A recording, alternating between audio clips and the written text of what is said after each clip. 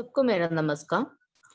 कोचिन विज्ञान एवं प्रौद्योगिकी विश्वविद्यालय के हिंदी विभाग हरित अध्ययन केंद्र की ओर से आयोजित भाषण परंपरा में आप सबका हार्दिक स्वागत। आज मुख्य वक्ता के रूप में हमारे साथ कालडी श्री शंकराचार्य संस्कृत विश्वविद्यालय के सहायक आचार्य अच्युतानंद मिश्र जी उपस्थित हैं। हम सब जानते हैं कि वे हिंदी कविता और आलोचना के जगत में अपनी दस्तखत जमाए हैं। आंक में तिनका कविता संग्रह के माध्यम से कविता के प्रांगण में उन्होंने अपना पदार्पण किया। नक्सलवादी आंदोलन और हिंदी कविता भाषा के अरण्य में साहित्य की समकालीनता आदि आपकी उल्लेखनीय रचनाएं हैं। सफल अनुवादक के रूप में भी आपने अपनी भूमिका निभाई है। प्रसिद्ध अफ्रीकी उपन्यासकार चिनुआ अचेबे के उपन्यास आरो ऑफ गॉड का देवता का बाण शीर्षक से आपने अनुवाद भी किया है। अपने साहित्य रबेरिया के लिए भारत भूषण अग्रवाल सम्मान, शब्द साधक युवा सम्मान आदि से वे नवाजे गए हैं। आपका मैं अपने ओर से, विश्वविद्यालय की ओर से, विभाग की ओर से और इस आभासी माध्यम से जुड़े हुए सभी सज्जनों की ओर से सहर्ष स्वागत करती हूँ। इसके साथ ही इस कार्यक्रम में भाग लेकर इसको संपन्न बनाने वाले अध्यापकगण, शोधार्थी विद्यार्थीगण आदि सबको हार्दिक स्वागत देते हुए समाप्त करती हूँ। धन्यवाद। धन्यवाद विष्णुजा। आगे श्री अच्युतानंद मिश्र जी से अनुरोध है कि ज्ञान की सत्ता और पूंजीवादी दोहन विषय पर भाषण देकर हमें लाभान्वित करें। शुक्रिया। सबसे पहले मैं Cochin university of science and technology के प्रति आभार व्यक्त करना चाहूँगा, विशेषकर हिंदी विभाग के प्रति। हिंदी विभाग की अध्यक्षा प्रोफेसर गीता जी के प्रति, इस केंद्र के संयोजक डॉक्टर प्रभाकरन हैबा रेडियात जी के प्रति, एवं इस विभाग, संस्था, विश्वविद्यालय से जुड़े तमाम छात्र, शोधार्थी एवं विद्वान सभी का मैं अभिवादन व्यक्त करता हूँ। और आभार व्यक्त करता हूँ इस बात के लिए भी कि इस विश्वविद्यालय से मुझे एकाधिक बार जुड़ने का मौका मिला और यहाँ पर जो वातावरण है, जिस तरह ज्ञान, विज्ञान, संवाद, विचार, आलोचना आदि का जो वातावरण है, उस वातावरण का हिस्सा बनकर मैं लाभान्वित हुआ।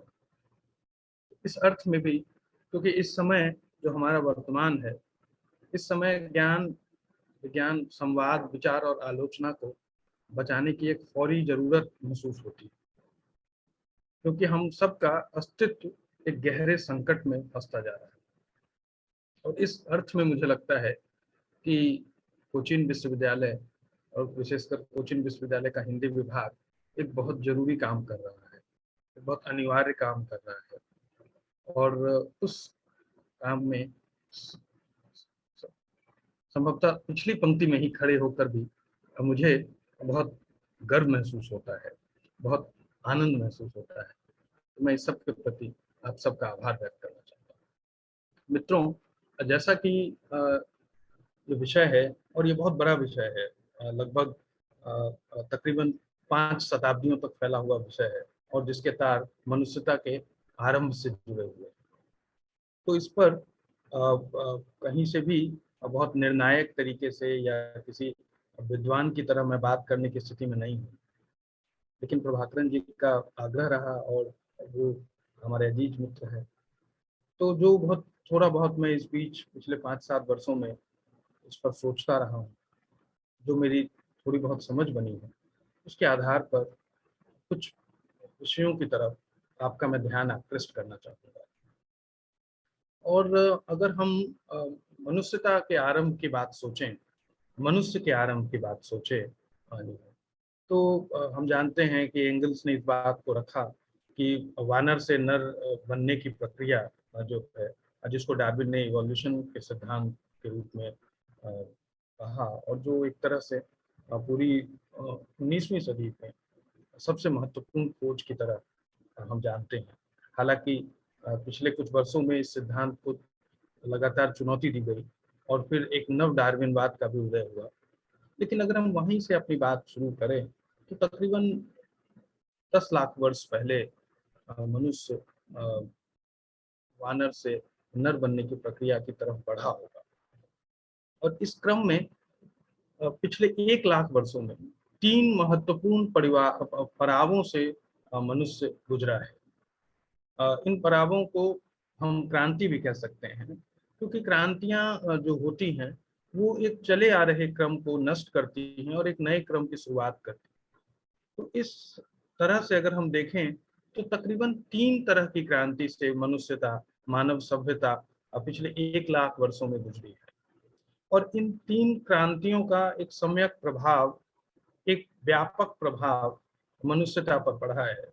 और यह प्रभाव न सिर्फ सांस्कृतिक, सामाजिक, बौद्धिक अपितु जैविक संदर्भ में भी इस पर बहुत अध्ययन हुआ है और अलग अलग डिसिप्लिन से लोगों ने इस पर अलग अलग निष्कर्ष निकाले हैं। और ये जो निष्कर्ष हैं ये हमारे 1 लाख साल के मनुष्य के बारे में, मनुष्यता के बारे में, मनुष्यता के विकास के बारे में, मनुष्य की संस्कृति के बारे में, मनुष्य के ज्ञानार्जन के बारे में, ज्ञान के उत्पादन के बारे में, ज्ञान के संघर्ष और संबंधों के बारे में, समाज के बारे में, राजनीति के बारे में, राजनीतिक संघर्ष के बारे में, आदि आदि जितने तरह के विषय हैं, जितने तरह के विषय हैं, सब पर हमारा ध्यान है। और ये जो 3 क्रांतियां हैं, ये 3 पड़ाव हैं, अगर हम इन पर ध्यान दें तो आज से तकरीबन 70,000 साल पहले मनुष्य विवेकशील प्राणी के रूप में उभरा। और इसको हम कॉग्निटिव रिवॉल्यूशन यानी संज्ञानात्मक क्रांति के रूप में जानते हैं। अब देखेंगे कि मनुष्य, जैविक विज्ञान में भी इस बात का के प्रमाण मिलते हैं कि धीरे धीरे मनुष्य के मस्तिष्क का आकार सिकुड़ता गया और वो धीरे धीरे सैपियंस की तरफ बढ़ता हुआ आगे जो है विकास के क्रम में एक नए पड़ाव पर आया। लेकिन यहाँ पर मनुष्य ने जरूर एक सोचते हुए प्राणी के रूप में अपना विकास कर लिया था, लेकिन प्रकृति जगत में बहुत सारे ऐसे प्राणी हैं जो मनुष्य की तरह, उस मनुष्य की तरह सोचते थे और उनके पास तेज दिमाग था। यहाँ पर इस क्रांति के बाद ये जरूर है कि मनुष्य एक कदम आगे बढ़ गया, लेकिन मनुष्य के रूप में जिस मनुष्य को आज हम जानते हैं उस मनुष्य के रूप में बढ़ाया हुआ वो उसका पहला कदम था, पहला निर्णायक कदम था। लेकिन यहाँ से मनुष्यता के विकास, मनुष्यता के नए रास्ते की तलाश की एक अनवरत यात्रा शुरू हुई और इस अनवरत यात्रा में आगे कई पड़ाव आए। और जो सबसे महत्वपूर्ण पड़ाव, सबसे महत्वपूर्ण हिस्सा जो मनुष्य ने अर्जित किया वो था कृषि क्रांति का, एग्रीकल्चरल रिवॉल्यूशन। और आप देखेंगे कि मनुष्य ने पशुओं से अपने आप को अलग करने में जो सबसे निर्णायक, सबसे महत्वपूर्ण काम किया वो है वो 4 पैर से 2 पैर पर आया। और ये जो 2 पैरों पर आने के बाद उसके पास 2 हाथ स्वतंत्र हुए। यहाँ से मनुष्यता का नया इतिहास बनता है, एक नई यात्रा शुरू होती है, एक नए तरह के मनुष्य, एक नए प्राणी का उदय होता है। हम कह सकते हैं कि जैविक रूप में मनुष्य भले इतने लाख वर्ष पूर्व पैदा हुआ हो, लेकिन वास्तविक मनुष्य के रूप में जिससे हम आज संवाद करते हैं उसकी शुरुआत उस दिन हुई होगी जब मनुष्य धरती पर अब 2 पैरों पर चलना उसने शुरू किया।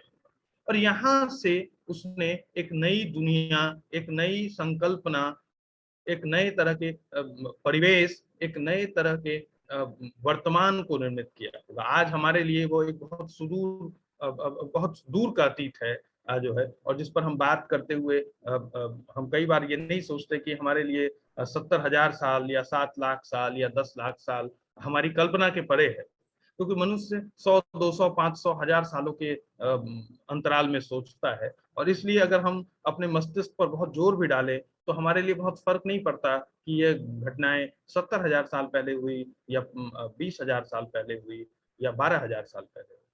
लेकिन यह जो कृषि क्रांति थी इसके बारे में जो जानकारियां मिलती हैं, जो शोध हुए हैं, उसके अनुसार 12,000 साल पहले मनुष्य खेती की तरफ बढ़ा होगा। लेकिन उससे बहुत पहले मनुष्य अपने दो पैरों पर उसने चलना शुरू किया। ये जो दो पैरों पर चलने की जो कथा है, यहाँ से मनुष्य ने अ, चीजों को अतिरिक्त जुटाने की प्रक्रिया में वो शामिल हो गया। इसको मैं थोड़ा सा स्पष्ट करना चाहूंगा कि देखिए, जब मनुष्य चार पैरों पर था तो वो सिर्फ उसकी सारी जरूरतें उसके अपने शरीर, अपनी जरूरत, अपने अपनी आवश्यकताओं तक ही सीमित थी। लेकिन जैसे ही उसके पास दो हाथ स्वतंत्र हुए, जैसे ही उसके दो हाथ स्वतंत्र हुए, यहाँ से उसके सामने एक नए तरह की दुनिया खुल गई। फर्ज कीजिए कि वो अगर किसी वृक्ष से फल तोड़ता है तो वो चार की जगह 8 फल या 10 फल तोड़ सकता है। चार वो अब खा सकता है, चार वो बाद में खा सकता है। ये जो संचयन का विवेक यहाँ से आया होगा। सिर्फ यही नहीं, हो सकता है वो 4 फल को बाद में खाने के बजाय किसी साथी को दे दे। यहाँ से सहयोग का विवेक आया होगा। और इस तरह जब यह सहयोग का विवेक विकसित हुआ होगा तो साथी के हृदय में उसको धन्यवाद कहने की एक आकांक्षा उत्पन्न हुई। यहाँ से अभिव्यक्ति का विवेक विकसित हुआ होगा। तो इस तरह एक अनवरत यात्रा, एक लगातार चलती हुई यात्रा शुरू हुई होगी। और शायद हम साहित्य, संस्कृति और समाज शास्त्र के विषय पर विचार करने वालों के लिए यहाँ से, इस प्रस्थान से सोचना ज्यादा जरूरी है। और यह जो 12,000 साल पहले कृषि क्रांति हुई, इसके परिणाम स्वरूप परिवार का उदय हुआ। और परिवार के उदय के बाद एक जो आज हमारी वर्तमान मानव सभ्यता है, उसका सबसे आदिम रूप पहले परिवार के रूप में हम देख सकते हैं। और यहाँ से वर्चस्व की और बल उपयोग की नई दुनिया विकसित हुई। लेकिन आप देखेंगे कि कृषि क्रांति के बाद मनुष्य के भीतर प्रकृति के साथ एक नए तरह का संबंध बनता है। बार बार इस चर्चा में अभी भी पर्यावरण, और बार बार हम सबकी चर्चा में पर्यावरण आता है। मुझे लगता है कि यह भी एक तरह का पूंजीवादी उपभोगवादी संस्कृति का ही हिस्सा है। दरअसल हमें पर्यावरण से ज्यादा प्रकृति के बारे में बात करनी चाहिए, क्योंकि पर्यावरण जो है वो प्रकृति का अंश है। मूल खतरा, मूल सवाल प्रकृति को लेकर है। और मूल सवाल इसको लेकर है कि मनुष्य और प्रकृति के बीच का जो आदिम संबंध था, जो 12,000 साल पूर्व और उससे भी पहले से विकसित था, जो धीरे धीरे विकसित होता गया, क्या उस संबंध में कोई निर्णायक बदलाव आया है? क्या वहां पर कोई बहुत बड़ी चीज बदल गई है? और उस बदलने के क्रम में मनुष्य का में क्या परिवर्तन आया है, मनुष्यता में क्या परिवर्तन आया है, मनुष्य के विवेक में क्या परिवर्तन आया है? मुझे लगता है कि पर्यावरण का संकट अनिवार्य रूप से इस मनुष्य और प्रकृति के अंतर संबंधों में आए बदलाव, अंतर संबंधों में हुए परिवर्तन, उस परिवर्तन में एक का वर्चस्व और दूसरे का आत्मसमर्पण यहाँ से शुरू होता है। और यह जरूरी हो जाता है कि हम यहाँ से, इस बिंदु से इस चर्चा को आरंभ करें। इस छोटी सी भूमिका के बाद मैं आपका ध्यान तीसरी क्रांति की तरफ ले जाना चाहूंगा, जहां से हमारे बातचीत के विषय, बातचीत की जो पृष्ठभूमि है, उसकी शुरुआत हम कर सकते हैं। और ये तकरीबन 500-600 साल पुरानी बात है, जहां से मनुष्य के नए इतिहास, नए संकट, हर इतिहास का दौर, हर परिवर्तन का दौर अपने साथ विकास और संकट के एक ऐसे योग को लाता है, एक ऐसे संयोग को बनाता है, जहां से मनुष्य के लिए फिर नए तरह से विचार करने की जरूरत है। जैसे फर्ज कीजिए कि आग की खोज ने मनुष्य को इस बात का विवेक दिया कि वो चीज पशु पक्षियों से, खतरनाक जानवरों से अपनी रक्षा कर सकता है, अपने कच्चे मांस को पका सकता है। लेकिन यहीं पर एक खतरा उसके साथ भी जुड़ गया। इस विकास के साथ, इस वृद्धि के साथ, इस फायदे के साथ एक खतरा भी जुड़ गया। और वो खतरा ये है कि वो जिस आग को छिपाकर, बचाकर, सुरक्षित करके रखने की कोशिश करता था, वो आग कई बार उसके घरों को जला देती थी और वो उसमें जलकर मर जाता था। ये आरंभ से ही प्रकृति का मनुष्य के साथ जो संबंध रहा है, उसमें विकास और विनाश, यह एक द्वंद्वात्मक संबंध रहा है, लेकिन इसी द्वंद्वात्मक प्रक्रिया में मनुष्य और प्रकृति एक दूसरे के सहचर्य में, एक दूसरे के विरुद्ध लगातार रहते आए हैं और दोनों ने एक दूसरे के अस्तित्व को बनाया है। और मनुष्य की कोई भी यात्रा प्रकृति के बगैर, प्रकृति के बिना कल्पित नहीं की जा सकती। तो यह जो मनुष्य की यात्रा है, उसके साथ जो प्रकृति का एक साहचर्य है, प्रकृति के साथ जो एक द्वंद्व है, इस द्वंद्व में, इस साहचर्य में, इस सहयोग में कहाँ पर मौलिक रूप से बदलाव आया है, मुझे लगता है कि यह एक जरूरी और अनिवार्य हिस्सा है इस बातचीत का।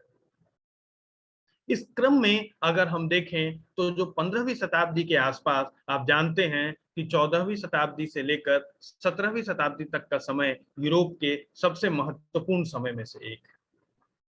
महत्वपूर्ण समय इसलिए क्योंकि इन 300 वर्षों में यूरोप ने स्वयं को परिभाषित किया, पुनर्परिभाषित किया। और यह जो पुनर्परिभाषित करने की बात थी, इसे हम पुनर्जागरण के रूप में जानते हैं। और यह पुनर्जागरण इसलिए था क्योंकि जो ग्रीक सभ्यता थी, जो यूनानी सभ्यता थी, और एक बहुत समृद्ध और एक बहुत बड़ी सभ्यता थी, ज्ञान और दर्शन और संस्कृति और साहित्य और संगीत की एक बहुत बड़ी परंपरा थी। ग्रीक नाटकों की चर्चा मार्क्स ने भी की है और वो आज भी हमारे लिए उतने ही कारगर हैं जितने हमारे कोई भी आदिम ग्रंथ। और उस ग्रीक सभ्यता का, उस ग्रीक संस्कृति का, उस ग्रीक सभ्यता के चरम का, उस जागरण का एक बार फिर से पुनर्जागरण के रूप में 14 से 1700 के बीच में, 14वीं शताब्दी से 17वीं शताब्दी के बीच में एक बार फिर से वो आरंभ होता है। और पुनर्जागरण का संबंध मनुष्य के आत्म विवेक और मनुष्य के आत्म जगत के नए विस्तार के रूप में देखा जा सकता है। आप जानते हैं कि 14वीं शताब्दी से पूर्व यूरोप एक गहरे अंधकार युग में था, और यह जो गहरा अंधकार युग है, यह मूलतः सभ्यता जनित, सत्ता जनित अंधकार युग था। और जो ताकतवर लोग थे, जो राजाश्रय से जुड़े हुए लोग थे, जो राज परिवार के लोग थे, जो शासक वर्ग थे, वो उत्तरोत्तर क्रूर और हिंसक होते गए। और जब कोई सत्ता क्रूर और हिंसक होती है तो वो सबसे पहले अपने आसपास के, अपने इर्द गिर्द के सामाजिक चेतना का उन्मूलन करती है। पहली प्रक्रिया सामाजिक चेतना के उन्मूलन की है और फिर उसके अगले क्रम के रूप में समाज के उन्मूलन की बात आती है। आप आज भी देख सकते हैं कि बहुत तेजी से सामाजिक चेतना के उन्मूलन की प्रक्रिया चल रही है। और कमोबेश, अब बहुत अतिशयोक्ति नहीं होगी अगर हम कहें कि हम भी आज, हमारा जो वर्तमान है उसमें हम एक अंधकार की तरफ बढ़ रहे हैं। और इसलिए मनुष्य के पास इस पूरे अंधकार के समय को लेकर, इस बढ़ते हुए अंधकार के समय को लेकर बातचीत करने की, विचार करने की, चिंतित होने की और नए रास्तों को ढूंढने की जरूरत महसूस होती है। और मुझे लगता है कि यह भी जो बातचीत आज हम कर रहे हैं, भले उसमें वह एक 0.01% की ही भूमिका हो, लेकिन उसी जरूर अनिवार्य कड़ी का एक हिस्सा है। तो यह जो 1400 से लेके 1700 के बीच का जो समय था, जहां पर मनुष्य का आत्म जगत का विस्तार और कला, संस्कृति, साहित्य, आप देखेंगे कि माइकल एंजेलो, उसके पश्चात लियोनार्डो दा विंची, तो ये तमाम लोग 1400 से 1700 के बीच आए और इन्होंने कला को लेकर, संस्कृति को लेकर नए तरह से नई चीजों की बात की। और यह जो नयापन था, यह जो नई स्थिति थी, यह जो नई चेतना थी, इसने मौजूदा वर्चस्व, मौजूदा अंधकार युग के प्रति एक समानांतर विवेक, एक उससे संघर्ष करने की चेतना विकसित। और जिस आधुनिक यूरोप की हम बात कर रहे हैं, जिस आधुनिक यूरोप के बारे में हम आज यहाँ पर बात करने के लिए इकट्ठा हुए हैं, उस यूरोप के बीच, उस 14वीं से 17वीं शताब्दी के बीच पड़े। और यह बहुत बड़ी बात थी कि यूरोप एक अंधकार युग से, एक चरम अंधकार युग से एक नए युग की तरफ बढ़ रहा था। और आप देखेंगे कि इस अंधकार के मूल में दो चीजें थी। एक तरफ सामंती सत्ता थी, राजा का शासन था, और दूसरी तरफ उसके साथ चर्च और धर्म की का गठबंधन। और आप इस बात को समझिए कि यह कितना भयानक और कितना क्रूर था। इसको बताने के लिए मैं एक उदाहरण आपके समक्ष रखूंगा, और वो उदाहरण है जर्दानो ब्रूनो का। हिंदी के कवि आलोक धनवा ने इसी ब्रूनो पर एक कविता लिखी है, ब्रूनो की बेटियां, और वो बहुत प्रसिद्ध कविता है। वो इन्हीं ब्रूनो के बारे में थी, जिन्हों 1600 के आसपास, आज ही के दिन, आज 19 फरवरी है, 17 फरवरी को इन्हीं ब्रूनो को जलाकर मार दिया गया। और ब्रूनो केपलर के अनुयायी थे, और केपलर ने सबसे पहली बार इस बात को रखा कि पृथ्वी जो है वो सूर्य का चक्कर लगाती है। लेकिन चर्च को यह बात ना गवारा थी, क्योंकि चर्च इस बात को, इस अवधारणा को रखता था कि दरअसल पृथ्वी जो है ये पूरे ब्रह्मांड का केंद्र है। और जाहिर सी बात है कि ब्रह्मांड के केंद्र में ही सबसे शक्तिशाली और सबसे निर्णायक चीज हो सकती है, जो कि चर्च है, और जो चर्च से संबंधित धर्म गुरु है। यानी पृथ्वी की केंद्रीयता वस्तुतः धर्म गुरुओं की केंद्रीयता थी। और इसलिए केपलर द्वारा यह कहा जाना कि पृथ्वी ब्रह्मांड का केंद्र नहीं है, यह दरअसल उस चर्च और उन धर्म गुरुओं की केंद्रीयता को चुनौती थी। केपलर के बाद इस सिद्धांत को बहुत बड़े पैमाने पर, बल्कि कुछ कुछ वर्तमान में जो ब्रह्मांड की अवधारणा है, उसकी सबसे महत्वपूर्ण बात ब्रूनो ने कही। और ब्रूनो ने कहा कि न सिर्फ पृथ्वी ब्रह्मांड का केंद्र नहीं है, बल्कि पृथ्वी सूरज के चारों तरफ घूमती है, और इस तरह के अनेक सूरज हमारे समय में हैं। इस तरह के अनेक ग्रह, अनेक सोलर सिस्टम हमारे समय में हैं, और उन सब के अनेक ग्रह हैं जो उसका चक्कर लगाते हैं। और इस तरह हम यह सोच सकते हैं कि कई ब्रह्मांड इस समय है। यह बात 16वीं सदी में, 17वीं सदी और 16वीं सदी के बीच सोचना चर्च के लिए लगभग असंभव था, और उन्होंने इस बात के लिए ब्रूनो को देश निकाला दिया। ब्रूनो देश से बाहर रहकर इटली की धूप के बारे में, इटली की रोशनी के बारे में, इटली की चमक के बारे में सोचते थे और परेशान होते थे।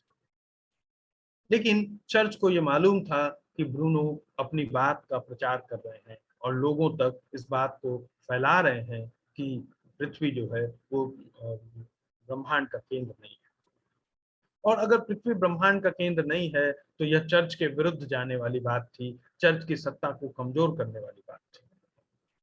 और इसके परिणाम स्वरूप छल से ब्रूनो को वापस इटली बुलाया गया। और उन्हें इटली बुलाने वाले एक सज्जन थे, जियोवानी मेचिनगो। और उन्होंने ब्रूनो से कहा, वो एक कुलीन थे, और उन्होंने ब्रूनो से कहा कि मैं आपके ज्ञान से, आपकी समझदारी से, आपके विवेक से बहुत प्रभावित हूँ, और मैं आपसे ज्ञान अर्जित करना चाहता हूँ, और आपसे आग्रह करता हूँ कि आप इटली आए। और ब्रूनो इटली आए, और उन्होंने ब्रूनो से एक वादा लिया कि आप कभी भी अगर इटली से बाहर जाना चाहेंगे तो आप मुझे सूचित करेंगे। ब्रूनो उनके छल को नहीं समझ पाए, और ब्रूनो ने एक दिन कहा कि मैं अब इटली से जाना चाहता हूँ, क्योंकि ब्रूनो को भनक लग गई कि उनके खिलाफ कोई साजिश हो रही। और यही वह मौका था जब उन्होंने चर्च को ब्रूनो के जाने की सूचना दी, और फिर ब्रूनो को अगले 8 वर्षों तक एक कैद गृह में बंद कर दिया गया। और उस समय खून न बहाने की एक बड़ी परंपरा थी, तो इसलिए उन लोगों ने 8 साल के बाद ब्रूनो को मारा, ब्रूनो को जान से मारा, लेकिन उसे उनके खून नहीं बहाने की शर्त पर उसे जिंदा जला दिया। तो ये जो ज्ञान के लिए एक तरह से पिछले 500 या 700 वर्षों के जहां सम इतिहास, तो यह एक निर्णायक, एक अनिवार्य और एक कभी ना भूलने वाली, मनुष्यता के इतिहास में एक अमिट छाप इस घटना की पड़ी।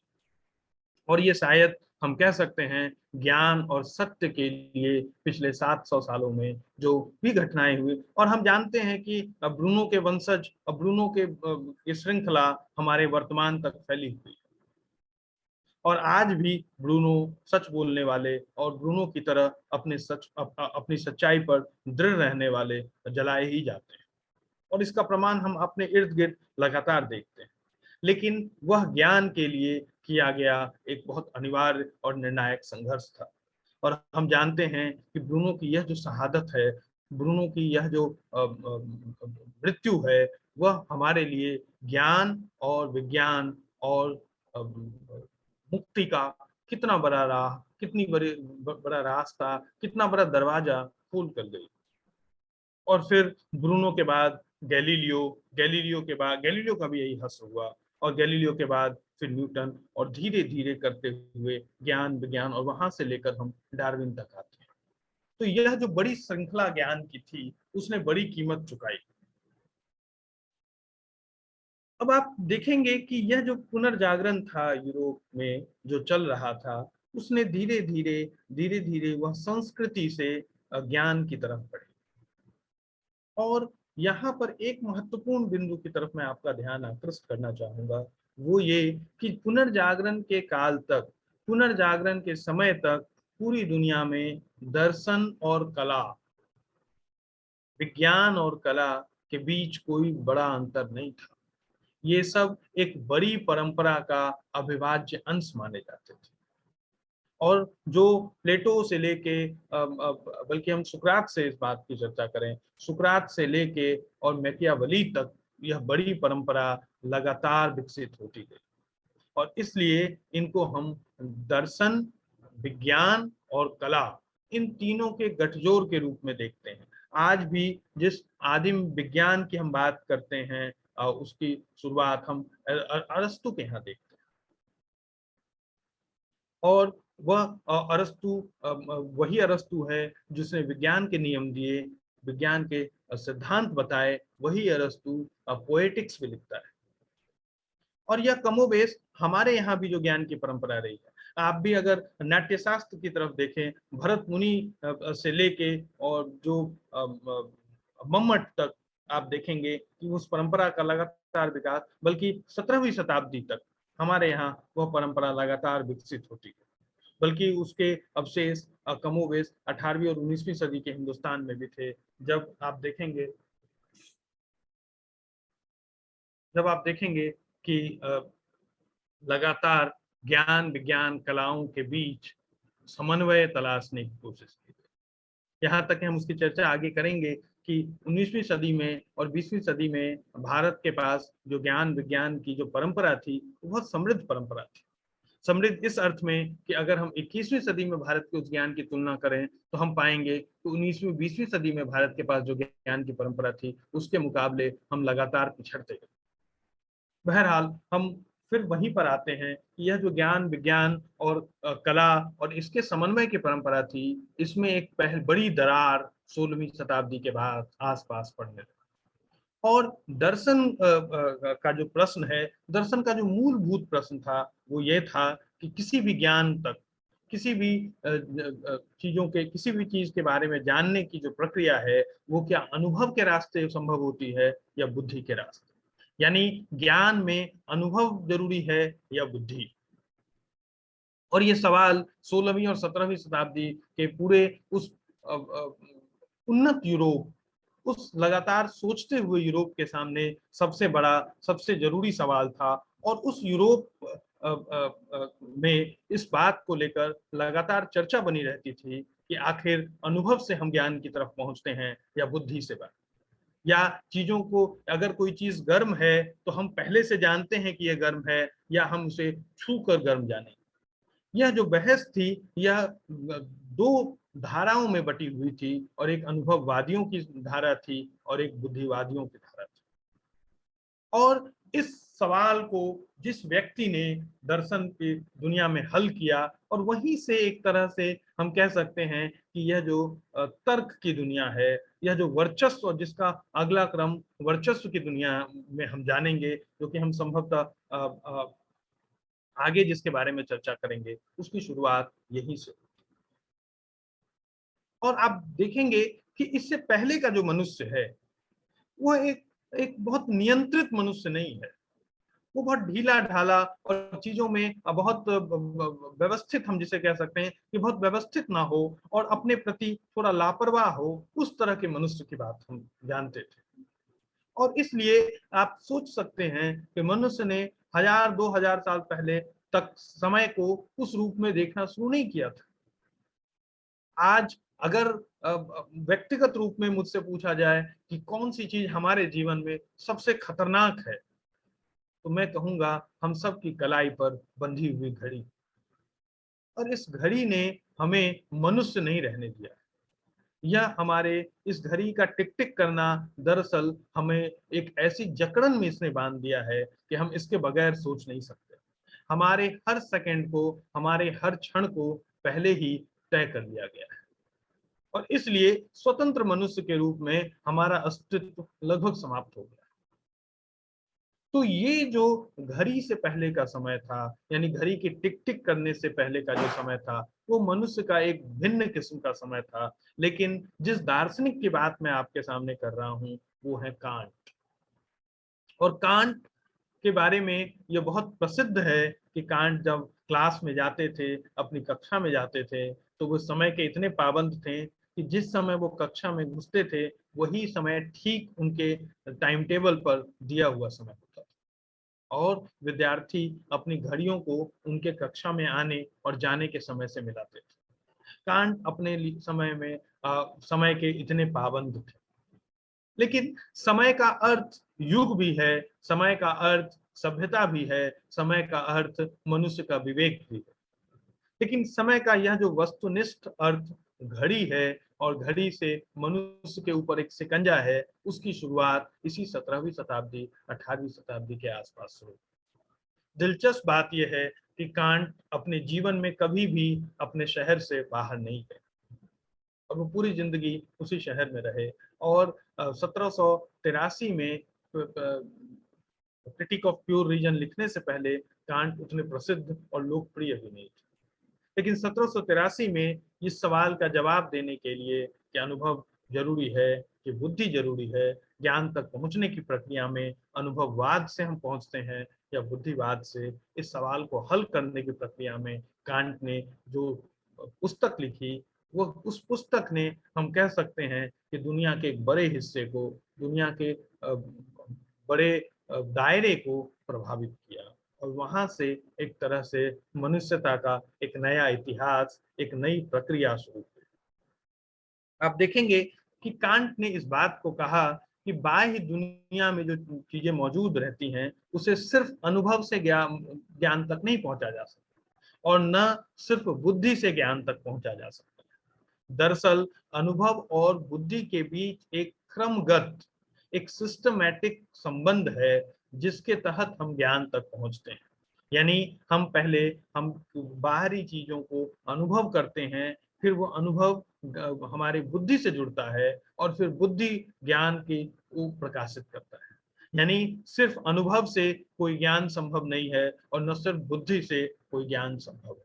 और इस तरह इस सूत्र के द्वारा कांट ने अनुभव और बुद्धि के बीच हजारों साल के संघर्ष को खत्म कर दिया। और कांट ने इस बात को रखा कि ज्ञान तक पहुंचने की प्रक्रिया किसी एक के द्वारा संभव नहीं है। ज्ञान तभी समग्र हो सकता है जब अनुभव और बुद्धि का उचित और प्रक्रियागत संयोग बने। और कांट के इस 1889 तक कांट ने क्रिटिक ऑफ प्योर रीजन के 3 संस्करण तैयार किए और कांट के बाद फिक्टे आए। और फिक्टे 1898 में उन्होंने इसमें थोड़ा सा परिवर्तन किया और उन्होंने कहा कि कांट ने बताया है कि अनुभव सिर्फ बाह्य होता है, दरअसल अनुभव आंतरिक होता है।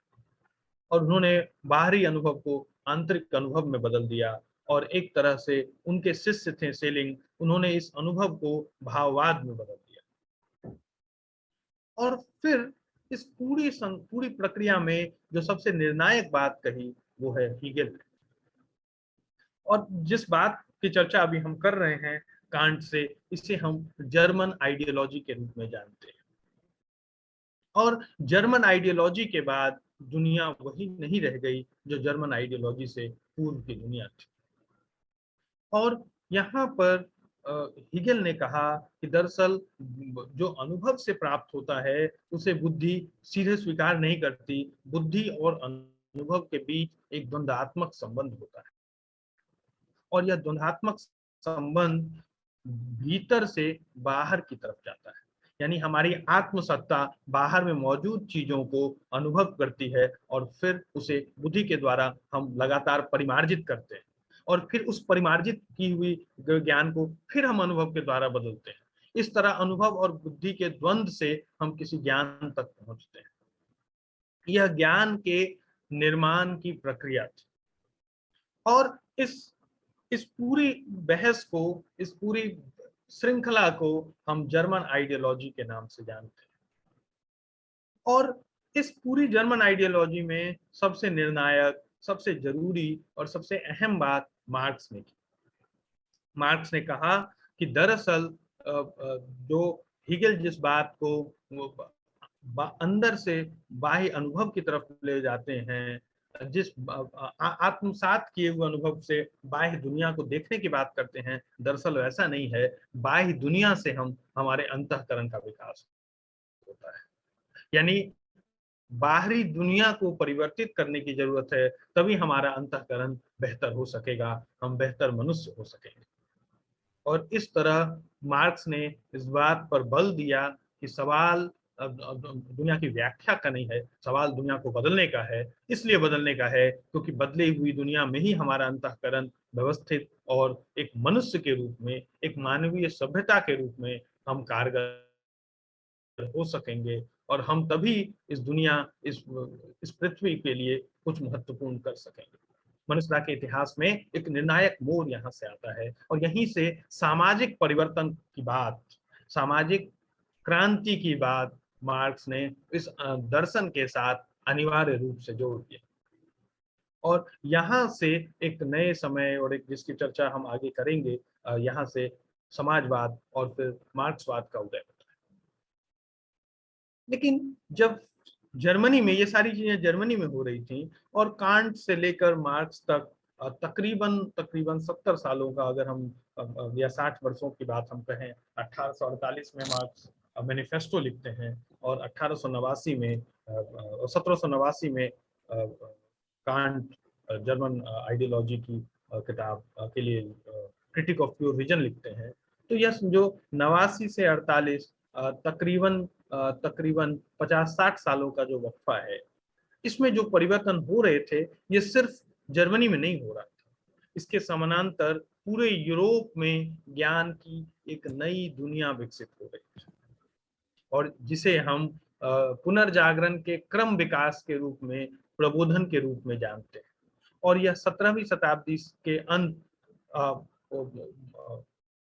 के आखिरी दशकों से लेकर 19वीं शताब्दी के आरंभ तक फैला हुआ है। और इसीलिए इस पूरे को 17 मतलब बहुत सारे चिंतकों ने इसे लॉन्ग 19th सेंचुरी कहा है। तो यह जो लॉन्ग 19th सेंचुरी है, जो 1789 से लेके 1900 तक फैली हुई है, यानी 19वीं शताब्दी के पहले तक, इसे एज ऑफ रीजन यानी तर्क का युग कहा गया। क्यों? क्योंकि जहां पर जर्मनी में इस तरह की चीजें हो रही थी, उसके समानांतर फ्रांस में एक बड़ा बदलाव हो रहा था, और फ्रांस में क्रांति की शुरुआत हो चुकी थी।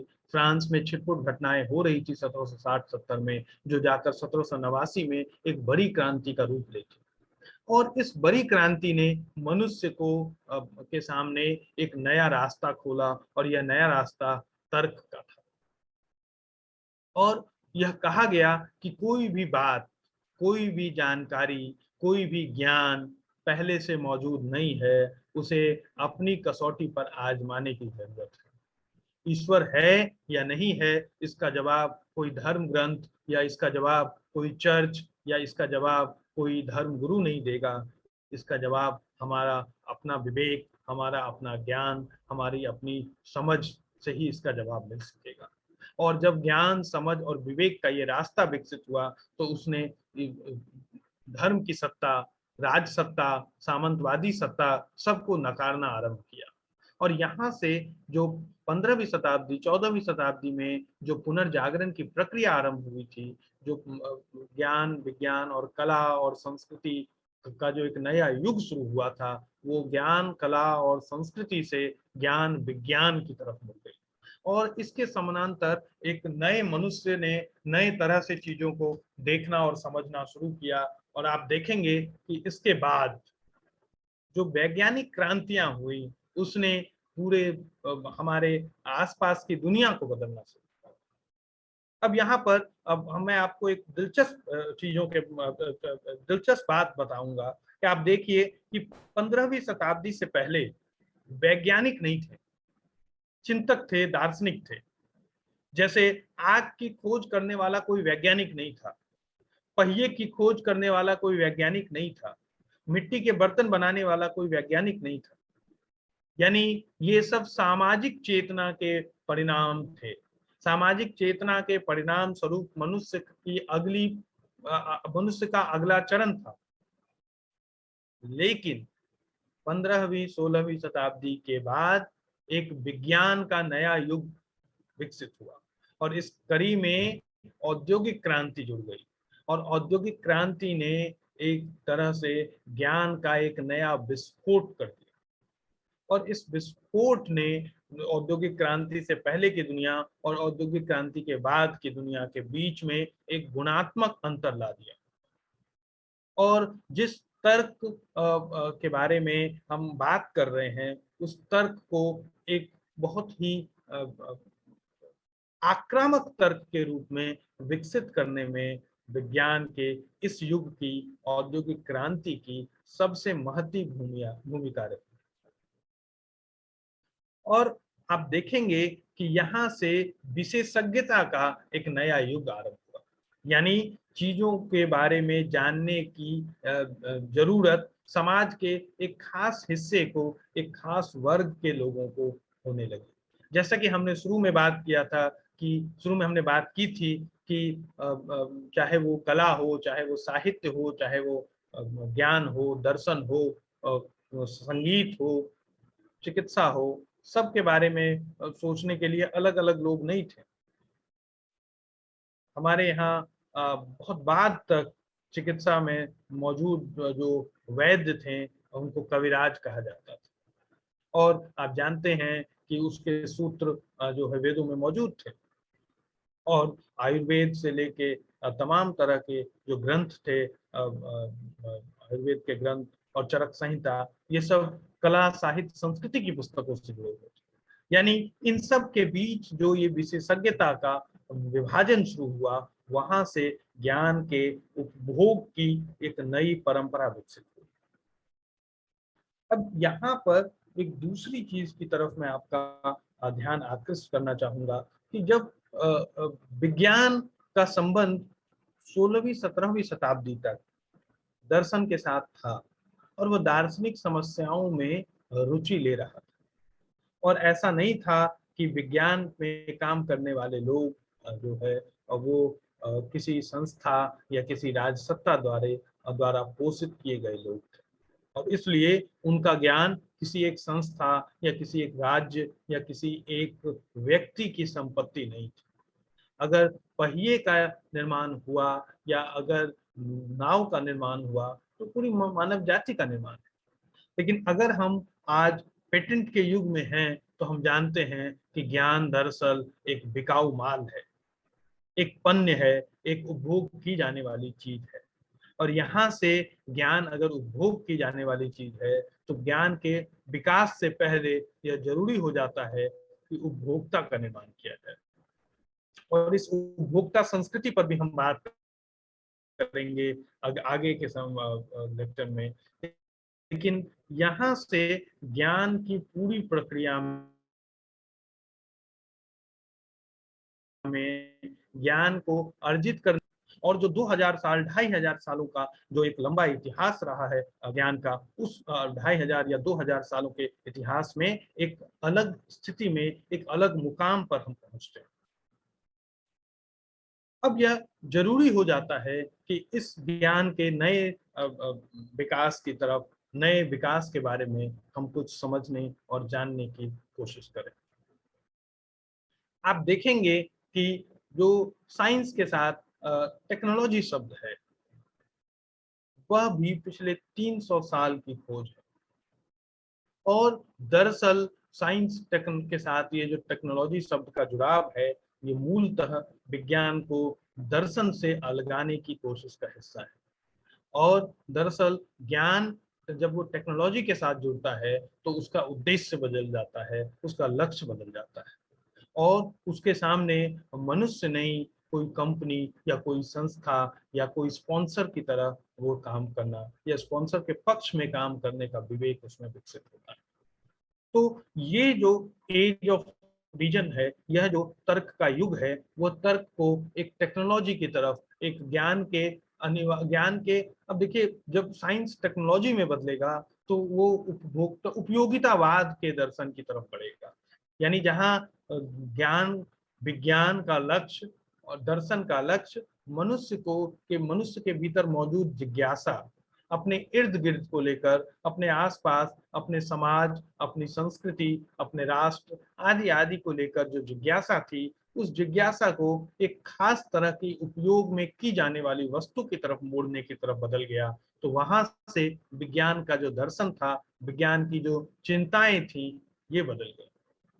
और इस बात को लेकर टी.एस. कून से लेकर बहुत सारे चिंतकों ने इस बात पर बहुत गंभीरता से विचार किया है कि आखिर ऐसा क्या हुआ, आखिर ऐसा क्यों हुआ कि विज्ञान जो इतना महत्वपूर्ण लक्ष्य के साथ था, मनुष्यता के इतने बड़े मुक्ति के संकल्प के साथ था, वो अचानक से टेक्नोलॉजी की तरफ बढ़ गया। और इसकी चर्चा हम अभी करना जरूरी समझते हैं। और मुझे लगता है कि इसको अगर हम थोड़ा ध्यान से देखें तो जब ये प्रबोधन का युग था, तो प्रबोधन ने जो एनलाइटनमेंट जिसकी हम चर्चा कर रहे हैं, वहां पर एक जरूरी बात, एक जरूरी समस्या भी उसके साथ उत्पन्न हुई। और जैसा कि मैंने आपसे पहले भी इस बात की चर्चा की है कि आग की खोज भी दरअसल फायदे के साथ एक तरह के संकट को भी लाता था।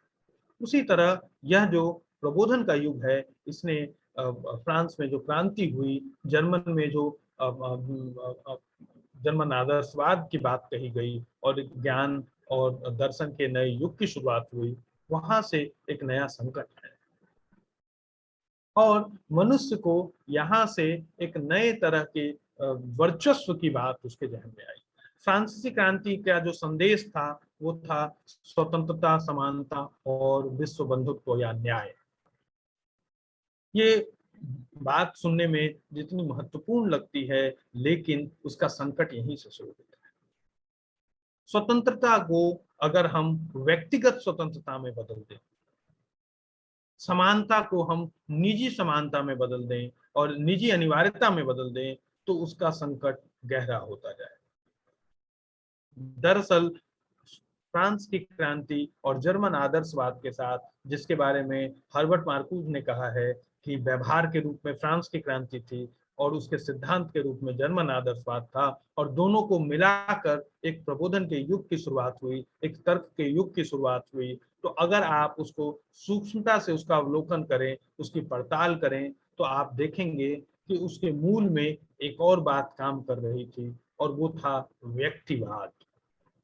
और यह जो व्यक्तिवाद की चेतना है, यह जो व्यक्तिवाद की संकल्पना है, इसने दरअसल उस विश्व बंधुत्व, उस समानता, उस स्वतंत्रता के पूरे नारे को, पूरे दृष्टिकोण को, उस पूरी अवधारणा को एक खास दिशा में मोड़ना शुरू किया। यानी मेरा घर, मेरा पैसा, मेरा परिवार, मेरी जरूरत, और ये सब कुछ एक स्वतंत्रता और समानता के नाम पर था, विश्व बंधुत्व के नाम पर था। लेकिन यहाँ से चीजों को देखने का एक नया दृष्टिकोण आया, और यूरोप के बहुत सारे लोगों को ये लगने लगा कि वो एक नए तरह के समाज का निर्माण कर सकते हैं, उस समाज का जो बहुत सारी जरूरतों को पूरा कर सकता है। और धीरे धीरे विज्ञान का लक्ष्य मनुष्य की अंतस चेतना में उपजे प्रश्नों का हल खोजने की बजाय उसकी जरूरतों को पूरा करने की तरफ मुड़ गया। यह जो परिवर्तन है, यह एक निर्णायक परिवर्तन था और इसके मूल में व्यक्तिवाद की चेतना, और व्यक्तिवाद की चेतना के मूल में उस स्वतंत्रता की अवधारणा, और उस स्वतंत्रता के पीछे फ्रांस की क्रांति और जर्मन आदर्शवाद की भूमिका थी। तो यह जो क्रम चलता गया, उसने एक नए तरह के संकट को पैदा किया। अब यहाँ पर यह देखने की जरूरत है कि जब यूरोप में परिवर्तन हुआ, जब यूरोप में विज्ञान तकनीक के साथ जुड़ा, जब औद्योगिक क्रांति हुई, कल कारखाने लगे, तो उत्पादन की गति बढ़ गई। यानी एक कुम्हार अपने गांव में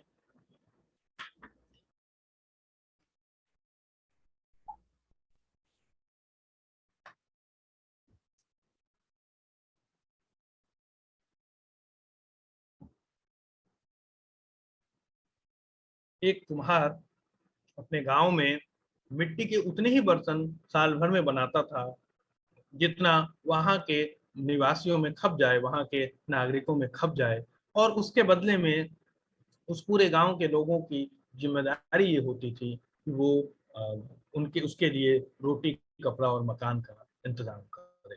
और इस तरह एक कृषि व्यवस्था के अंतर्गत, एक कृषि सभ्यता के अंतर्गत एक समन्वय, एक संतुलन मौजूद था। और इसलिए बाजार मूलतः बड़े बाजार नहीं थे, एक तरह से क्षेत्रीय स्वरूप लिए हुए थे। और अगर मान लीजिए वो कुछ विशेष तरह के बर्तन बनाने लग जाए, तो उन विशेष तरह के बर्तनों का वो थोड़ा बहुत बाहर के किसी दूसरे गांव में, किसी दूसरे शहर में, आसपास के इलाके में भेज सकता था। लेकिन उसके भी ज्यादा दूर जाने की संभावना नहीं थी, क्योंकि यातायात के साधन बहुत आसान नहीं थे। और इस तरह हर इलाका अपने आप में परस्पर निर्भर था। और यहाँ से मनुष्य की जरूरतें भी बहुत ज्यादा नहीं थी, वो सीमित थी। और अगर मान लीजिए जो यातायात के साधन मौजूद थे, अगर उनका इस्तेमाल कर चीजों को दूर भेजा भी जाता, तो उसमें लागत इतनी आ जाती कि वो वस्तु किसी काम की नहीं रहती। तो इसलिए आर्थिक सिद्धांतों के तहत भी किसी भी बाजार को, किसी भी ग्रामीण बाजार को क्षेत्रीय होने के लिए बाध्य होना था। लेकिन जैसे ही औद्योगिक क्रांति हुई, वहां से एक नए तरह की संभावनाएं पैदा हो गई।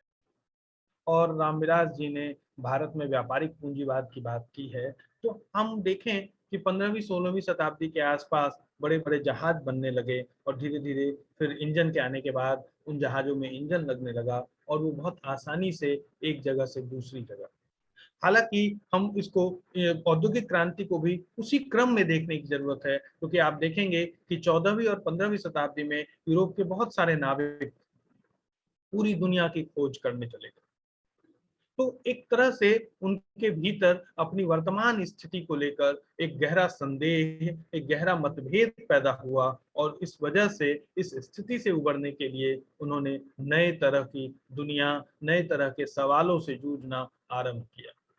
लेकिन जैसे ही ये भाप का इंजन आया, वहां से चीजों की गति बढ़ गई,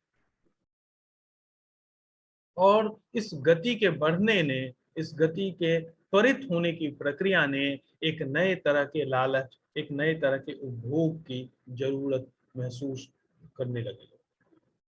और यहाँ से एक नई कथा, एक नई दुनिया का आरंभ होता है।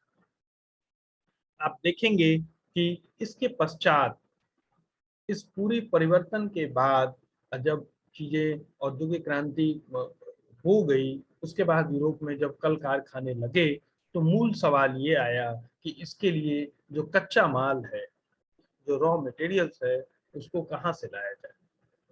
यूरोप, पूरा यूरोप उतना ही उपजाता था जितना उसके यहाँ खपत हो जाती।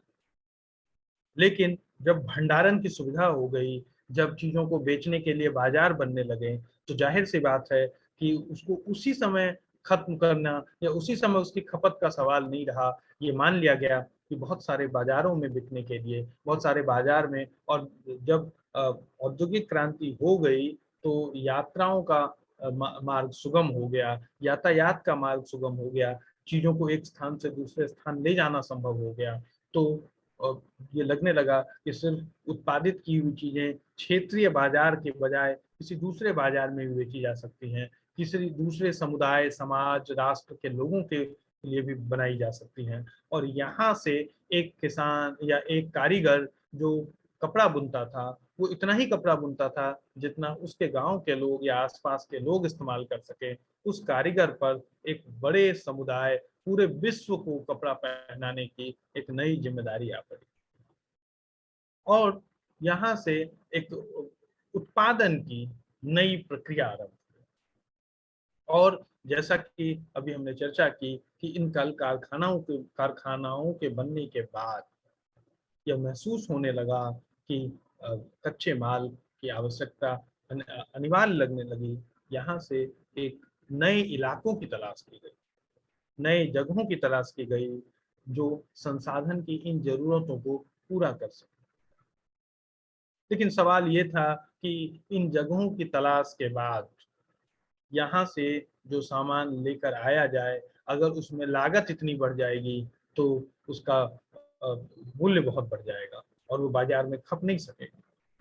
तो यह जरूरी है कि उन जगहों से यह जो सामान लाया जाए उसमें लागत न्यूनतम आए, और इस न्यूनतम लागत पर कच्चा माल पाने की जो आकांक्षा थी, जो एक तरह से अनिवार्यता का रूप ले चुकी थी, उसने साम्राज्यवाद की आदिम चेतना, आरंभिक चेतना को एक तरह से बीज रूप में व्यापारियों के भीतर आरोपित किया। और इस तरह के बहुत सारे प्रसंग मिलते हैं कि मुगल दरबार में भी फ्रांस के और इटली के लोग आते थे, और उनके साथ उनका बहुत दोस्ताना संबंध था। औरंगजेब के समय में भी उनके लेकिन तब तक वो सिर्फ एक व्यापारी के रूप में थे और वो भारत के साथ व्यापार करते थे, और इस बात की जरूरत को महसूस करते थे। इस व्यापार के रास्ते, वो इस व्यापार के रास्ते कम से कम पैसे में, कम से कम लागत में वो चीजों को पा सकें और इसको समुद्र के रास्ते वो अपने देश में पहुंचा सकें, जहां कल कारखानाओं में इनको प्रोसेस किया जाए और फिर इनको नए रूप में बाजार में भेज दिया जाए। लेकिन यह एक बहुत कठिन प्रक्रिया थी। बावजूद इसके भारत जैसे देश में मौजूद कच्चे माल या मसाले या सूती कपास इसकी और रेशम, इसकी मांग बहुत थी। और इसका कारण ये था कि भारत में इनकी खपत जितनी थी उससे ज्यादा खपत यूरोप के बाजारों में संभव थी, क्योंकि वहां नए तरह से इनको प्रोसेस करना संभव था।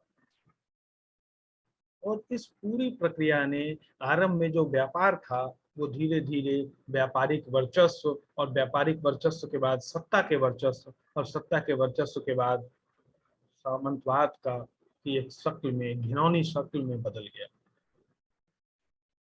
और यहाँ से जो हमने विज्ञान की जो हम बात कर रहे थे, जो ज्ञान दर्शन से जुड़ा हुआ था, जो विज्ञान दर्शन से जुड़ा हुआ था, वह विज्ञान उत्तरोत्तर तकनीक से जुड़ गया। और तकनीक के मूल में व्यक्तिवाद की चेतना थी, और व्यक्तिवाद की चेतना ने व्यक्तिगत उपभोग की के दृष्टिकोण को पैदा किया।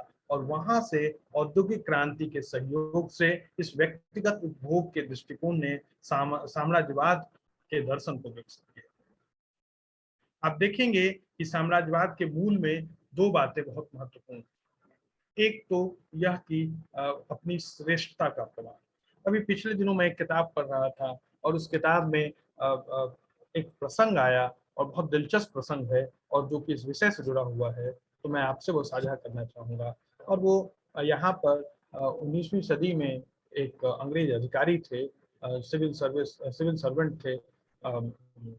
उनकी पत्नी की लिखी हुई आत्मकथा का एक अंश है। और उन्होंने लिखा कि वो जब भारत में थे तो उनका यहाँ पे बहुत सम्मान था और आसपास के लोगों पर उनका गहरा दबदबा था और प्रभुत्व था। और वो जब ट्रेन से चलते थे तो उनके लिए एक विशेष बॉगी, एक विशेष डब्बे का प्रबंध किया जाता था और उसको व्यवस्थित करके, और कई लोग उनके सुख सुविधा के का ध्यान रखने के लिए वहां नियुक्त किए जाते थे। आसपास के इलाकों से उनके खाने पीने रहने के लिए बहुत सारी चीजें मुहैया कराई जाती थी। यह सब कुछ मुफ्त होता था। और इसी प्रसंग की चर्चा करते हुए उन्होंने लिखा कि जब वो एक बार ट्रेन से जा रही थी, जब वो ट्रेन से जाते थे तो जो ट्रेन का चालक होता था वो पहले उनके डब्बे में आके, जिसमें सिर्फ वो और उनका परिवार जा सकता था, उस डब्बे में आकर पहले उनसे अनुमति मांगता था और अनुमति मांगने के बाद ही वो यहाँ से ट्रेन जा सकते थे। और एक बार उनके 4 साल के बच्चे ने ये कहा कि अभी ट्रेन नहीं चलेगी, और फिर घंटों ट्रेन रुकी रही और फिर बार बार ड्राइवर के अनुनय विनय के बाद वो ट्रेन चल सकी। उन्होंने कहा कि जब कुछ वर्षों के बाद वे स्वदेश लौटे तो उनका बच्चा बड़ा हो चुका था, 8-9 साल का था, और उसने फिर यही ट्रेन से जब वो जा रहे थे तो उनको किसी बॉगी में कोने की जगह थी और उनके बच्चे ने बार बार कहा कि इस ट्रेन को रोको, इस ट्रेन को रोको, लेकिन उनकी बात कोई सुनने वाला नहीं। आप समझ सकते हैं कि कितना बड़ा परिवर्तन था एक व्यक्ति की स्वतंत्रता का यूरोप में और उसी व्यक्ति की स्वतंत्रता का अर्थ भारत में। यह जो परिवर्तन था इसने धीरे धीरे ज्ञान के अर्थ को बदल दिया। यानी जो यूरोप ज्ञान में अपने आप को उन्नत महसूस कर रहा था, उस यूरोप ने ज्ञान से अपने लिए मुक्ति की बजाय चेतना को विकसित किया। और इस वर्चस्व की चेतना के बाद यूरोप के सामने जो लक्ष्य था, जो उद्देश्य था, अब वो सिर्फ और सिर्फ कम से कम कीमत पर अधिक से अधिक मुनाफा पा सकते हैं। और इस मुनाफा का इस्तेमाल जो है वो निजी जीवन के सुख सुविधाओं में बदलने की थी। अब देखेंगे कि यहाँ पर थोड़ा सा ध्यान में आपका इस ओर भी आकृष्ट करूंगा कि यह जो साम्राज्यवाद की चेतना विकसित हुई, इस चेतना का संबंध यूरोप की उस रिनेसा और रिनेसा से, तो ये जो वर्चस्व की बात है, ये जो यूरोपीय वर्चस्व की बात है, उसका प्रसार होने लगा। और देखिए कि जिस यूरोप से हमें ज्ञान विज्ञान और ज्ञान की मुक्ति और स्वतंत्रता समानता और न्याय की हम उम्मीद करते थे, जिस यूरोप से पूरी दुनिया को मिलना था ज्ञान का प्रकाश, वहां से ज्ञान के प्रकाश के बजाय वर्चस्व के अंधकार का सहभागी बनने का अवसर पूरी दुनिया के शेष हिस्से को हुआ। और आप सोचेंगे, आप इस पर ध्यान दें कि पूरे यूरोप में साम्राज्यवाद से पूर्व इतना उत्पादन इस हद तक था कि वो अपने तमाम नागरिकों का पेट भर सके। फिर यह जो भारत से लेके अफ्रीकी मुल्कों तक, यह जो नील की खेती और कपास की खेती से लेके तमाम तरह के जो बलात् उत्पादन की प्रक्रिया में शामिल करने की जो जरूरत महसूस हुई, यहाँ से आप समझ सकते हैं कि उस ज्ञान के मुक्ति के लक्ष्य को यूरोप ने किस तरह प्रसारित किया। तो मूल सवाल, जो मूल प्रश्न हमारे सामने आता है वो ये कि उस ज्ञान के विकास को, जो कि इतनी बड़ी परंपरा का हिस्सा थी, अगर हम प्लेटो से, अगर हम सुकरात से भी अगर उसकी शुरुआत माने तो तकरीबन 17वीं 18वीं शताब्दी तक, बल्कि इस लिहाज से कई बड़े उपन्यासकारों ने इस स्वतंत्रता समानता और न्याय की बात को लेकर बहुत अद्भुत उपन्यास लिखे। अब आपका जिक्र जरूरी लगे, और वह एक व्यक्ति के द्वारा इस पूरी सभ्यता और संस्कृति के सामने डटे रहने का के जीवट का एक अद्भुत नमूना है, और वो दुनिया के महानतम उपन्यासों में से एक है। लेकिन उस उपन्यास को भी अगर आप बहुत गहराई से, बहुत बारीकी में देखें तो आप देखेंगे कि एक व्यक्ति के भीतर का जो नायकत्व है, यह दरअसल मुक्ति के साथ साथ व्यक्तिवाद की शुरुआत हुई है।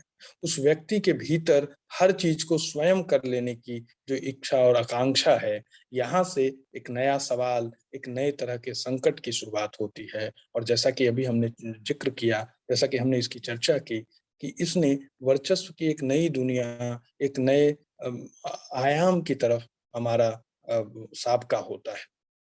अब यह देखना जरूरी है कि इस साम्राज्यवाद ने न सिर्फ आर्थिक रूप से एशिया और अफ्रीका के मुल्कों को तबाह किया, बल्कि ज्ञान की जो परंपरा वहां मौजूद थी उसे पूरी तरह ध्वस्त किया।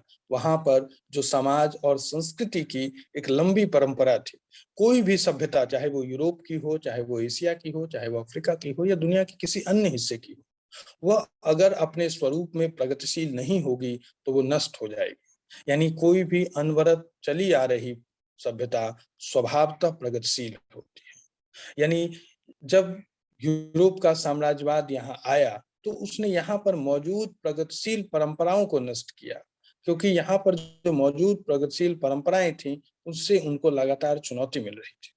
और इसी क्रम में चाहे वो 1757 का संघर्ष हो, या 1857 हो, या 1947 हो, आप देखेंगे कि यह जो तकरीबन 250 वर्षों का भारत का संघर्ष है, उसने भी अपने ज्ञान को बचाने और अपने ज्ञान के पुनर्निर्माण की प्रक्रिया को के रूप में देखा जा सकता है। लेकिन इसके साथ साथ यूरोपीय संपर्क का जो एक नया दौर शुरू हुआ, और भारत के अपने अंतर्विरोध, ज्ञान के अपने अंतर्विरोध कैसे उभर कर इन 250 वर्षों में आए, मुझे लगता है कि उसकी भी चर्चा यहाँ जरूरी है।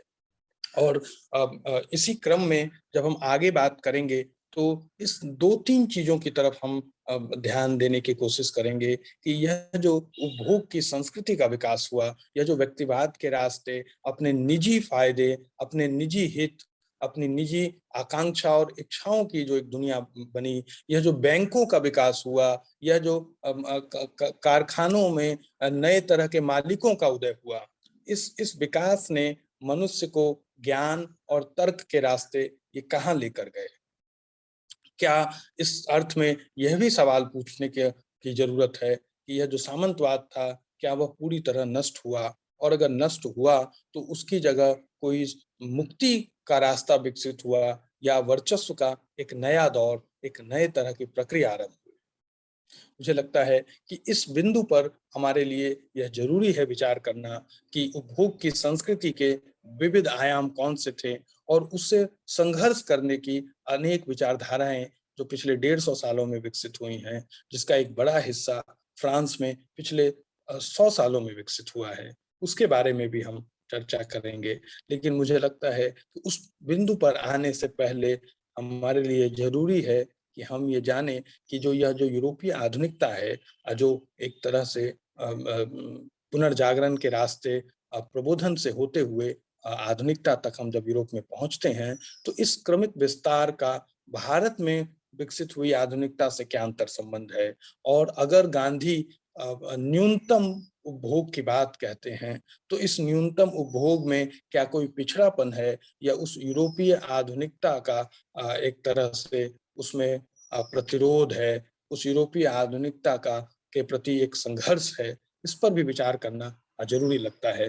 लेकिन मुझे लगता है कि इस समय इस बिंदु पर हम अगर रुकते हैं और अगले सेक्शन में हम उस पर विचार करेंगे तो बात आगे की जा सकती है। इसमें अगर आप लोगों के पास कोई सवाल, कोई प्रश्न, या कोई बात आप इसमें जोड़ना चाहें तो मुझे बड़ी खुशी हुई।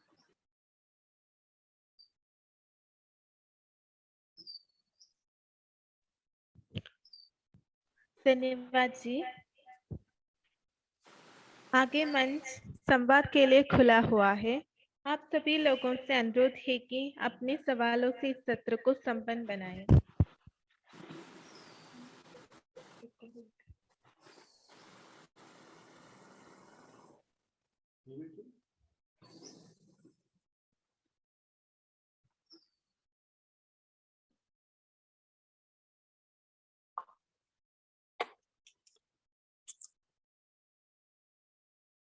मुझे लगता है सवाल के साथ साथ अगर किसी के पास कोई टिप्पणी भी हो, कोई अगर कुछ जोड़ना भी चाहे, तो क्योंकि सिर्फ एक आयामी बातचीत का कोई अर्थ नहीं है। आप लोग इसमें किसी रूप में अगर कुछ मेरा भी ध्यान किसी दूसरे या किसी छूट गए बिंदु की तरफ भी आप कुछ करना चाहें तो मुझे खुशी होगी, और मुझे लगता है कि अगले सेक्शन में हम उस पर भी बात कर सकते हैं या उसको भी जोड़ सकेंगे।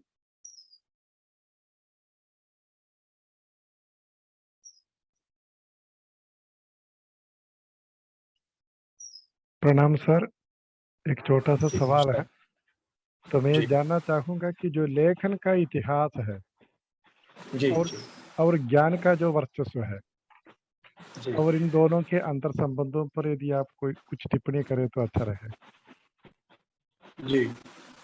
देखिए, जर्मनी में गुटेनबर्ग प्रेस की शुरुआत जो है वो 15वीं शताब्दी के आसपास होती है, और एक तरह से मूल सवाल ये था कि ज्ञान जो है, जैसे यूरोप में जो हो रहा था, अब वो अगर एक सिरे से दूसरे सिरे तक पहुंच सके तो ज्ञान का एक बड़ा दायरा विकसित होगा। आमतौर पे जो एक जगह हो रहा था उसको दूसरे जगह तक पहुंचने में बहुत समय लगता था, और इसलिए आप देखेंगे कि यूरोप में, हमारे यहाँ भी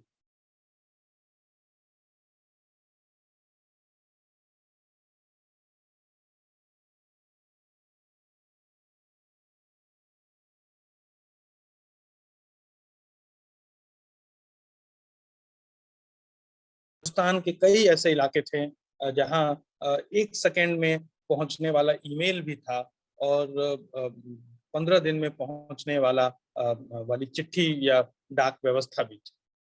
तो यहाँ पर समाजों के बीच एक बड़ा अंतर पैदा होता है, यानी एक समाज जो 1 सेकंड में संवाद कर सकता है, वही दूसरी तरफ एक दूसरा समाज जो 15 दिन में संवाद करता है, दोनों की चेतना में एक मूलभूत अंतर आने लगता है, और यहाँ से समाज के नए तरह के अंतर विरोध और जरूरतें पैदा होती हैं।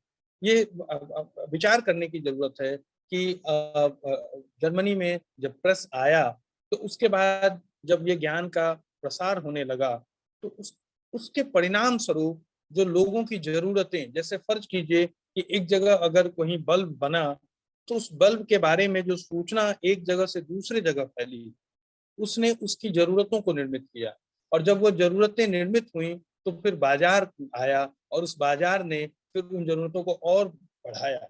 इस संदर्भ में बेंडिक एंडरसन ने इमेजिन कम्युनिटी नाम से एक बहुत चर्चित किताब लिखी है, उस पर रामविलास जी ने भी उसकी चर्चा की है, और उनका कहना है कि भारत में साम्राज्यवाद के प्रसार में प्रेस की बड़ी भूमिका थी।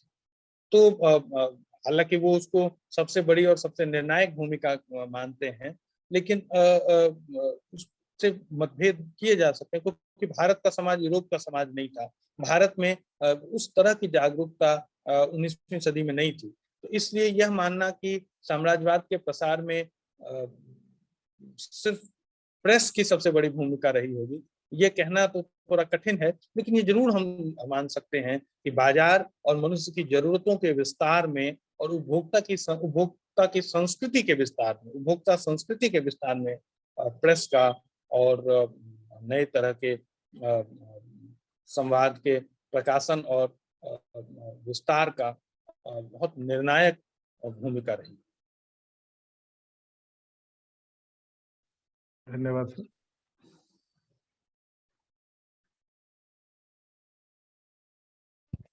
जी, मेरा एक सवाल है। जी, राजनीतिक अर्थशास्त्र से क्या मतलब है? क्या फिर से कहेंगे, माफ कीजिए? राजनीतिक अर्थशास्त्र।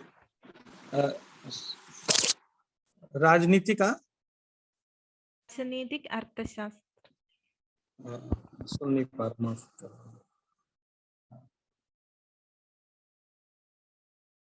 आप एक बार सवाल दोहराइए प्लीज। सर, राजनीतिक अर्थशास्त्र। अच्छा, जी, जी, जी। मैं उस विषय पर अगले उसमें आने ही वाला हूँ, लेकिन हम ये कहें कि अर्थशास्त्र की जो जिसको मार्क्स में पॉलिटिकल इकोनॉमी के सिद्धांत से, और फिर वहां से बेसी मूल्य का सिद्धांत भी आया, और लेकिन राजनीतिक अर्थशास्त्र को आप साम्राज्यवाद से भी हम जोड़ सकते हैं, और पूंजी के वर्चस्व को निर्मित करने में राजनीतिक अर्थशास्त्र की जो भूमिका थी उसकी भी हम चर्चा करेंगे। लेकिन यहाँ पर सिर्फ चूंकि आपने सवाल पूछा है, अगले सेक्शन में मैं उस पर विस्तार से हम चर्चा भी करेंगे, और वो कैसे राजनीतिक अर्थशास्त्र, आज का जो युग है वो राजनीतिक अर्थशास्त्र के समापन का युग है। लेकिन उस अर्थ में मैं सिर्फ इस संदर्भ में कि जब ज्ञान, विज्ञान और तर्क आया तो तर्क ने चीजों को नियंत्रित और निर्धारित करना शुरू किया, और अर्थशास्त्र की भूमिका जो है वो एक नए तरह के साठगांठ, जैसे आप इस अर्थ में समझें, इसको बहुत संक्षेप में अगर मैं कहना चाहूँ तो पूंजीवाद से पहले जिस तरह की साठगांठ सामंतवाद यानी शासक वर्ग और धर्मशास्त्रियों के बीच थी, वह उसी तरह का संबंध जो है वो राजनीति और अर्थशास्त्र के बीच भी विकसित हुई, और जिसको लेकर आगे चर्चा।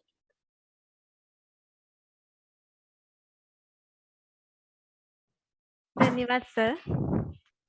सर, आप सत्ता, शक्ति, वर्चस्व के अंदर संबंधों पर भी क्या विचार कर सकते हैं? जी, मैं अगले सेक्शन में, क्योंकि वो फूको से जुड़ा हुआ सिद्धांत है, तो हम उस पर सत्ता, संस्कृति और वर्चस्व और ज्ञान के वर्चस्व को लेकर अगले सेक्शन में बात करेंगे। जी सर, धन्यवाद।